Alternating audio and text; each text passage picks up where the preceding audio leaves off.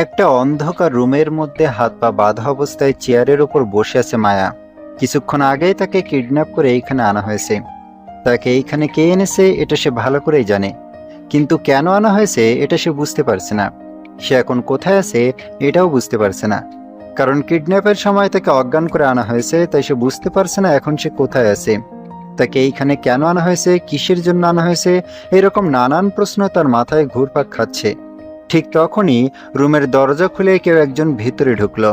তারপর রুমের light on করে সামনের দিকে এগিয়ে আসতে লাগলো। এতক্ষণ অন্ধকারে থেকে হুট করে চোখে আলো লাগায় মায়া চোখ বন্ধ করে ফেলল, কারণ তার চোখে আলোর প্রভাবটা একটু বেশিই লাগছে। তাই সে চোখ বন্ধ না করে থাকতে পারল না। ছেলেটার বাম হাতে একটা খাবারের প্লেট আর ডান হাতে পানির গ্লাস। ছেলেটা ধীরে ধীরে মায়ের কাছে সে পাশে থাকা টেবিলের উপর পানির গ্লাসটা রেখে একটা চেয়ার টেনে মায়ের সামনাসামনি বসে পড়ল। আমার জান পাখিটার খুব খিদে পেয়েছে বুঝি। সরি, এতক্ষণ রান্না করছিলাম তাই খাবার নিয়ে আসতে একটু দেরি হয়ে গেল। মায়া এবার আস্তে আস্তে চোখ খুলে সামনে তাকালো আর চেঁচিয়ে উঠে বলল, আমাকে এইখানে কেন নিয়ে এসছেন? আর আমার হাত পা এইভাবে বেঁধে রেখেছেন কেন? আস্তে আস্তে কথা বলো জান পাখি, এখানে তোমার গলার আওয়াজ কেউ শুনতে পাবে না আমি ছাড়া। মায়া এবার আরো রেগে গিয়ে বলল, কে জান পাখি? হ্যাঁ, কেন তুমি? খবরদার আমাকে এইসব নামে ডাকবেন না। আমার নিজের একটা নাম আছে, ইচ্ছে হলে ওই নামে ডাকবেন, না হলে ডাকবেন না। আরে জান পাখি, তুমি এত রেগে যাচ্ছ কেন? এটা তো কোনো নাম নয়, এটা তো তোমাকে ভালোবেসে ডাকলাম। ভালোবেসে মানে কি বলতে চাচ্ছেন আপনি? থাক, এখন এসব বাদ দাও। তোমার নিশ্চয়ই খুব খিদা পেয়েছে। এই দেখো, তোমার জন্য আমি নিজ হাতে বিরিয়ানি রান্না করে এনেছি। তো এইসব আমাকে বলছেন কেন? না, তোমাকে জানালাম যে তোমার জন্য আমি নিজ হাতে রান্না করে এনেছি।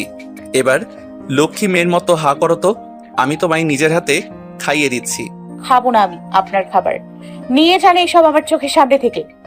আরে জান পাখি, এটা তো আমার খাবার না, তোমার খাবার। আর খাবার তো তোমায় খেতেই হবে। এত কষ্ট করে হাত পুড়িয়ে তোমার জন্য খাবার রান্না করে আনলাম আর তুমি বলছো খাবা না? এটা কেমন করে হয়? মায়া তামিমের বাম হাতের দিকে তাকাতেই দেখলো হাত একটা কাপড়ের টুকরো দিয়ে বাঁধা। তার মানে ওরা সত্যি হাত পুড়েছে। দূর, এতে আমার কি? আমি কি বলেছি নাকি আমার জন্য হাত পুড়িয়ে রান্না করতে? কি হলো, এত কি ভাবছো? হা করো। বললাম না আপনার খাবার খাবো না। আর এমনিতেও আমার ক্ষুধা নেই, নিয়ে জানি সব। সকালে তো আম্মুর সাথে রাগ করে বাসা থেকে বেরিয়ে এসেছিলাম, আসার সময় নাস্তাটাও খাইনি। খুব খিদে লেগেছে, কিন্তু এই ব্যাটার হাতের বানানো খাবার আমি খাবো না। খাবা না সত্যি? হুম। ওকে ফাইন, তোমাকে কিভাবে খাওয়াতে হবে এটা আমি ভালো করেই জানি। কথাটা বলেই বসা থেকে উঠে রুম থেকে বেরিয়ে গেল। এটা কি হলো? এতক্ষণ খাওয়ানোর জন্য জোর করলো আর এখন খাবারটা রেখে চলে গেল।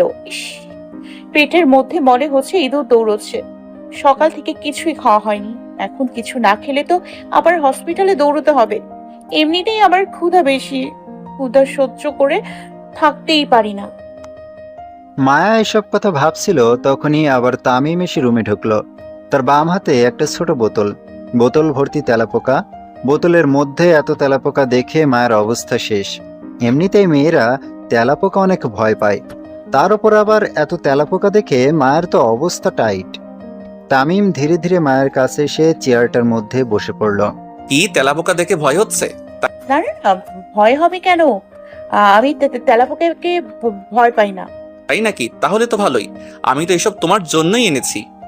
আমার জন্য মানে? মানে হলো, তুমি যদি এখন খাবারগুলো না খাও তাহলে এইসব তেলাপোকাগুলো বের করে তোমার উপর ছেড়ে দিব। কি দিব? না না না, প্লিজ এমন করবেন না। আমি খাবার খাবো, আমার হাত খুলে দিন, আমি এক্ষুনি খাবারগুলো খেয়ে নিচ্ছি। এমনিতেই হাত পা বাঁধা, তার উপর যদি এত তেলাপোকা আমার উপর ছাড়া হয় তাহলে যে আমার কি হবে আল্লাহ জানে। না জান পাখি, এটা তো হবে না। তোমায় আমি নিজের হাতে খাইয়ে দিব বলেই তো এত কষ্ট করে তোমার জন্য রান্না করে আনলাম। এখন এই ব্যাটার হাতে আমায় খাবার খেতে হবে? হে উপরওয়ালা, এই কোন বিপদে ফেললে আমায়? তামিম মায়া চুপ করে আছে দেখে খাবার প্লেটটা নিজের হাতে নিয়ে খাবারগুলো থেকে এক লোকমা খাবার তুলে মায়ের মুখের সামনে এনে ধরলো আর বলল, হা করো। হাত না ধুয়ে খাইয়ে দিচ্ছে। ওয়েট, কিছু করারও নেই, খেতেই হবে। আর এমনিতেও অনেক খিদেও লেগেছে, খেয়ে নি। পেটে গেলে তো সব হজম হয়েই যাবে। কোনো কথা না বলে হা করলাম। তামিম খাবারটা সুন্দর করে মায়ের মুখে ঢুকিয়ে দিল। খাবারটা মুখে দিতেই মায়া চমকে উঠল, কারণ একটা ছেলে যে এত ভালো রান্না করতে পারে সে আগে জানতো না। আসলে খাবারটা অনেক ভালো হয়েছে। তামিম নিজের হাতে মায়াকে খাইয়ে দিচ্ছে আর মায়া বাধ্য হয়ে খেয়ে যাচ্ছে। একবার মায়া তামিমের দিকে তাকাতেই দেখলো সে তার দিকে তাকিয়েছে আর মুচকি হাসছে। লজ্জায় মায়া মাথা নিচু করে ফেলল। কিছুক্ষণ পর প্লেটের খাবার শেষ হয়ে গেল, মায়ারও পেট ভরে গেল। সে আর খেতে পারবে না, পেট একদম টাইট। আরো খাবার আনবো নাকি? না, আর খেতে পারবো না, পেট ভরে গেছে। ওকে, বাই দা ওয়ে, খাবারটা কেমন হয়েছে? ভালোই হয়েছে। আচ্ছা, আমি প্লেটটা রেখে আসি, থাকো তুমি। তারপর তামিম প্লেট নিয়ে রুম থেকে চলে গেল। বিরিয়ানি খাওয়ানোর জন্য উনি আমায় এইখানে এনেছেন নাকি? শুধু বিরিয়ানি খাওয়ানোর জন্য কেউ কাউকে এইভাবে কিডন্যাপ করে আনে নাকি? উনি আমায় এইখানে কেন এনেছেন কিছুই তো বুঝতে পারছি না। এতক্ষণ ধরে গল্প করছেন অথচ তাদের মধ্যে কারো পরিচয় পেলেন না। চলেন তাহলে তাদের দুজনের পরিচয়টা জেনে নেই। গল্পের নায়কের নাম হলো তামিম, পুরো নাম তামিম আহমেদ। সে এবার অনার্স শেষ বর্ষে পড়ছে। তার বাবা এই শহরের টপ ধনীদের মধ্যে একজন। টাকা পয়সা বাড়ি গাড়ি কোনো কিছুরই অভাব নেই তাদের। তামিম তার মা বাবার একমাত্র সন্তান। অপরদিকে মায়া হলো এই গল্পের নায়িকা। তার পুরো নাম মায়া ইসলাম। মায়াও তার বাবা মার একমাত্র সন্তান। তাদের পরিবার এতটাও ধনী না, আবার গরিবও না। বলতে গেলে মধ্যবিত্তের থেকে আরেকটু উপরের লেভেলের মায়ের পরিবার। তার বাবার নিজের কয়েকটা ব্যবসা আছে। পরিচয় পর্ব শেষ। এবার আপনাদের মনে প্রশ্ন জাগতে পারে তামিম মায়াকে কেন এইখানে কিডন্যাপ করে এনেছে, তাই তো? তাহলে একটু শর্টকাট ভাবে বলি, শোনেন। একদিন ভার্সিটিতে মায়া আর তার বন্ধুরা বসে গল্প করছিল। গল্পের এক পর্যায়ে মায়ের এক বান্ধবী নীলা বলল, তোদের মধ্যে কেউ যদি একটা ছেলেকে ফুল দিয়ে প্রপোজ করে তাহলে তাকে আমি 1000 টাকা দিব। মায়া কোনো কিছু না ভেবেই বলল, সত্যি বলছিস তো? অবশ্যই। ওকে, এদের কাছে টাকা দে। কেন? তুই যা বলেছিস আমি তা করব। যে কোনো একটা ছেলেকে গিয়ে প্রপোজ করব। তুই এদের কাছে টাকা দে। সত্যি করবি ভেবে বলছিস তো? না করতে পারলে তোর টাকা তুই নিয়ে যাস। ওকে, এই দিলাম এদের কাছে টাকা। এবার যা গিয়ে একটা ছেলেকে প্রপোজ কর দেখি। 1000 টাকা ওর এক বান্ধবীর কাছে দিয়ে মায়া চারপাশে তাকিয়ে প্রপোজ করার জন্য একটা ছেলে খুঁজতে লাগলো। ছেলে অনেক আছে, কিন্তু তার বোকা টাইপের ছেলে চাই, যাতে প্রপোজ করলে কোনো ধরনের হইচই না হয়। হঠাৎ তার চোখ পড়লো ভার্সিটির আম গাছের দিকে। সে দেখলো একটা ছেলে আম গাছের নিচে বসে বসে ফোনে কথা বলছে। ছেলেটার পোশাক একদম ঢিলে ঢালা আর একটু ময়লাও। হ্যাঁ, এই ছেলেটাই হবে। নিশ্চয়ই ছেলেটা গরিব প্লাস বোকা টাইপের হবে। যাই গিয়ে একে দিয়েই কাজটা করে ফেলি। তোরা শুধু দেখে যা এই মায়া এবার কি করে। বলেই বর্ষা থেকে উঠে ছেলেটার কাছে যেতে লাগলো। যাওয়ার সময় একটা ফুল গাছ থেকে একটা ফুল নিয়ে গেল।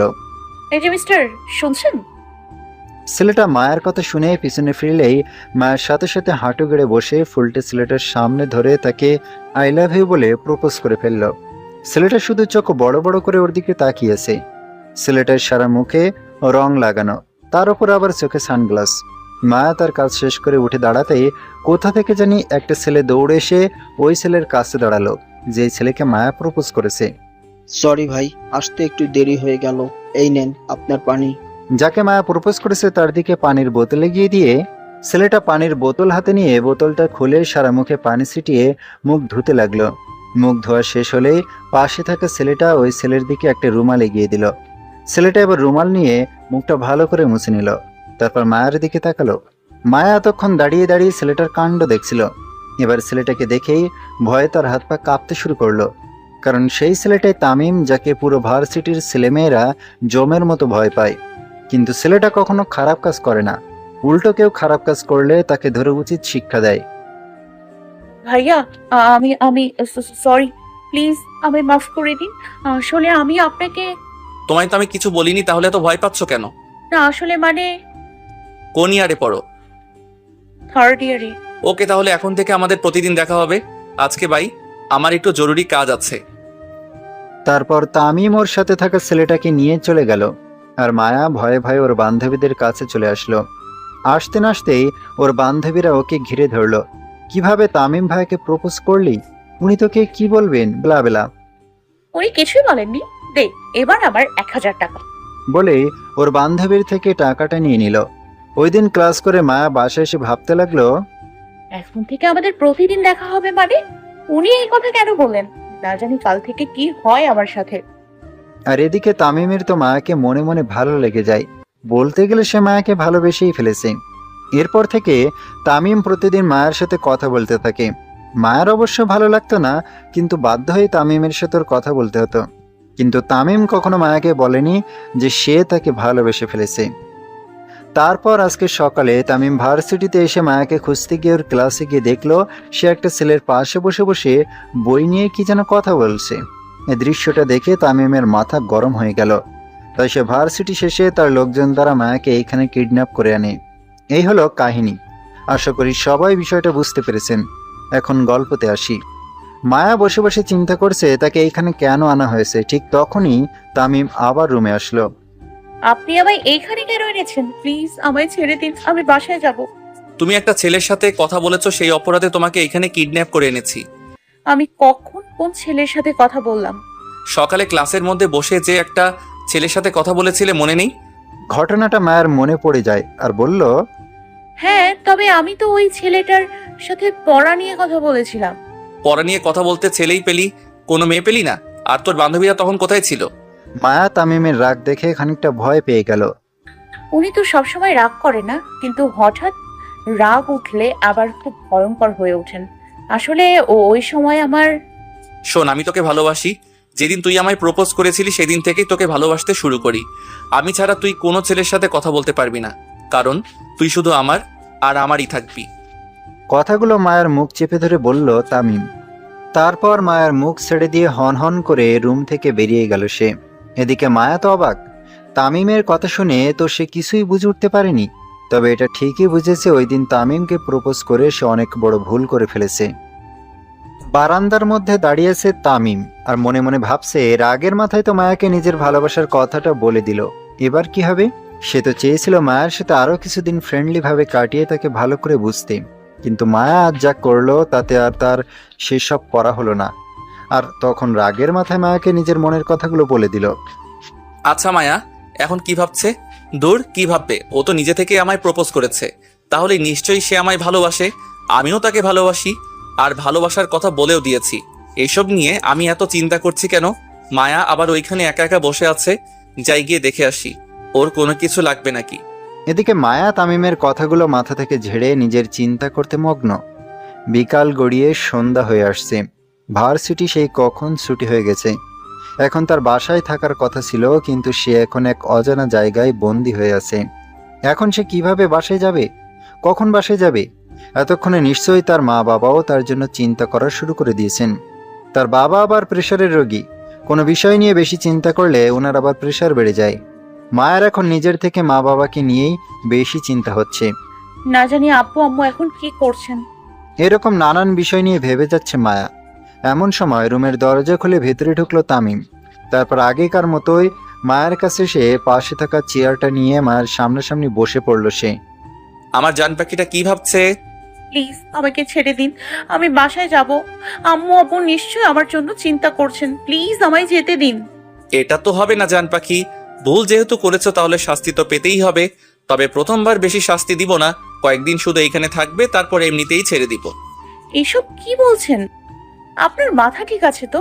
কি এমন ভুল করেছি আমি, যার জন্য আমায় এতদিন এইখানে থাকতে হবে? ওই যে আজ ক্লাসের মধ্যে একটা ছেলের সাথে কথা বলেছিলে। আমি তো বললামই যে আমি ওই ছেলের সাথে ইচ্ছে করে কথা বলিনি, জাস্ট একটা পড়ার বিষয় নিয়ে কথা বলেছিলাম। তাছাড়া আমি ওই ছেলের কাছে যাইনি, ওই ছেলেটাই আমার কাছে এসেছিল পড়া নিয়ে একটা কথা বলতে। তার জন্য বুঝি একজন আরেকজনের গা ঘেঁষে বসতে হয়? না আসলে চুপ।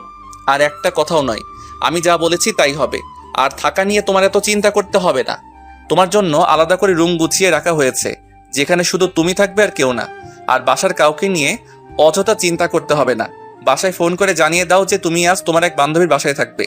আম্মু আব্বু আমাকে ফেলে কখনো একা খাবার খায়নি, আর কখনো কোনো ফ্রেন্ডের বাসায় থাকতেও দেয়নি। আর আমি কখনো আম্মু আব্বুকে মিথ্যে কথা বলিনি, আজকেও বলতে পারবো না। প্লিজ আমাকে বাসায় যেতে দিন। মাঝে মধ্যে নিজের ভালোর জন্য মিথ্যা কথা বলতে হয় জান পাখি। বাসার কারো নাম্বার বলো, ফোন লাগিয়ে দিচ্ছি। নিজের ভালোর জন্য মিথ্যে কথা বলতে হবে মানে?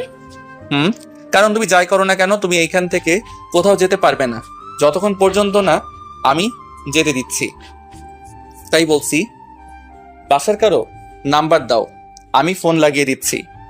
না হলে বাসার মানুষ শুধু শুধু চিন্তা করবে তোমার জন্য।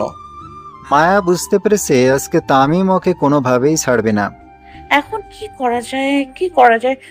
পেয়েছি। একবার কোনো রকমে বাসায় কথা বলতে পারলে ওদেরকে বলে দিব যে আমায় কিডন্যাপ করা হয়েছে। তাহলে নিশ্চয় আবু পুলিশের দ্বারা আমাকে খুঁজে বের করবে। এত কি ভাবছো জান পাখি? হ্যাঁ, না মানে কিছু না। আমার হাত খুলে দিন, আমি বাসায় ফোন করে বলে দিব না আমি আজ আমার এক বান্ধবীর বাসায় থাকবো। হাত তো এখন খোলা যাবে না জান পাখি, তুমি নাম্বার বলো, আমি ফোন লাগিয়ে দিচ্ছি তোমার কাছে। মায়া উপায় না পেয়ে তার আম্মুর নাম্বার তামিমকে বলল। তামিম নাম্বারগুলো তুলে ফোন লাগিয়ে মোবাইলটা মায়ের কানের কাছে ধরলো আর বলল, ভুলেও তাদেরকে কিছু বুঝতে দিবা না, না হলে কিন্তু তোমার পরিবারেরও কারোর ক্ষতি হতে পারে।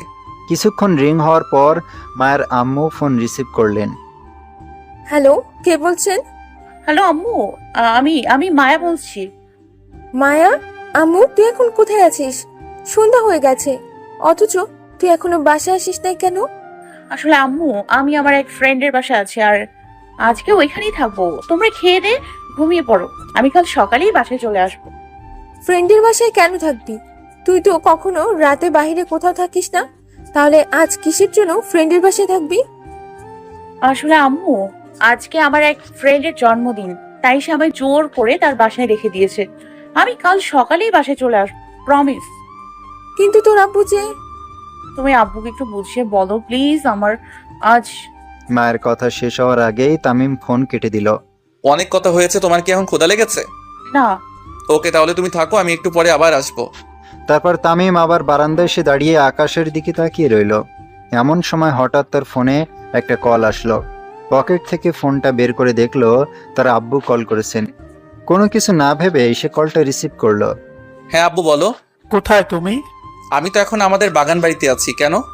এই সময় তুমি ওইখানে কি করছো? বাগান বাড়িতে তো তুমি কোনো কাজ ছাড়া যাও না। হ্যাঁ, একটা জরুরি কাজে এখানে এসেছিলাম। আজকে এখানেই থাকবো, কাল ভার্সিটি শেষে বাসায় আসবো। ওকে, তোমার যা ইচ্ছা তাই করো, এখন ফোন রাখলাম তাহলে। তামিমের বাবা রফিক আহমেদ ফোন কেটে দিলেন আর তামিম ফোনটা পকেটে ঢুকিয়ে আবার আকাশের দিকে এক মনে তাকিয়ে রইল।